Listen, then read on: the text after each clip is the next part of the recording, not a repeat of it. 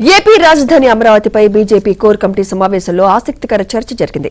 ఆంధ్రప్రదేశ్కు రాజధాని లేదని కోర్ కమిటీలోని నేతలు రాజ్నాథ్ సింగ్ దృష్టికి తీసుకురాగా ఆయన చేసిన వ్యాఖ్యలు రాష్ట్ర భవిష్యత్ రాజకీయాలకు సంకేతంగా నిలిచాయి. రాజధాని అమరావతి అని ఇప్పటికే తీర్మానం చేశాం కదా అని రాజ్ సింగ్ క్లారిటీ ఇచ్చేశారు. మనమే అధికారంలోకి రాబోతున్నాం, రాజధాని మీద ఆందోళన చెందవద్దని, టీడీపీతో పొత్తు ఉంటుందని పరోక్ష సంకేతాలిచ్చారు.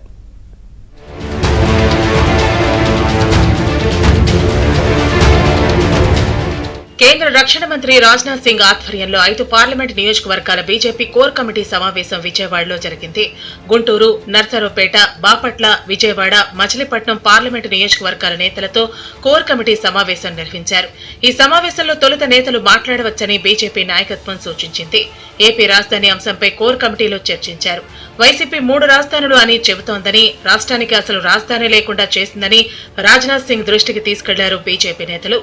అమరావతి సెంటిమెంట్ రాష్ట్రంలో ఎక్కువగా ఉందన్నారు. దీనిపై రాజ్నాథ్ సింగ్ ఫుల్ క్లారిటీ ఇచ్చేశారు. రాజధానిపై బీజేపీ ఏకగ్రీవ తీర్మానం చేసింది కదా అని గుర్తు చేశారు. అయితే కేంద్రం చెప్పాలి కదా అనే ప్రశ్నకు మళ్లీ మనమే అధికారంలోకి వస్తున్నాం అని రాజ్నాథ్ సింగ్ చేసిన వ్యాఖ్యలు కోర్ కమిటీ మీటింగ్ లో హాట్ టాపిక్ గా మారాయి.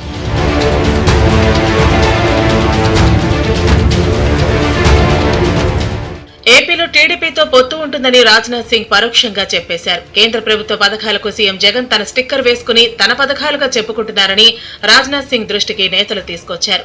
రేషన్ బియ్యం కేంద్రం ఇస్తుంటే తన స్టిక్కర్ వేసుకుని రాష్ట్ర ప్రభుత్వం ఇస్తున్నట్లుగా ప్రచారం చేస్తున్నారని నేతలు ఆరోపించారు. రాష్ట్రం ఇవ్వాల్సిన మ్యాచింగ్ గ్రాంట్ కు నిధులు లేక కేంద్ర ప్రభుత్వ పథకాలు నిలిచిపోయాయని ఆరోపించారు. మోదీ బొమ్మ పెట్టుకుని ఏపీలో ప్రతి ఇంటికి వెళ్లి కేంద్ర ప్రభుత్వ పథకాలపై ప్రచారం చేయాలని పార్టీ నేతలకు రాజ్నాథ్ సింగ్ సూచించారు.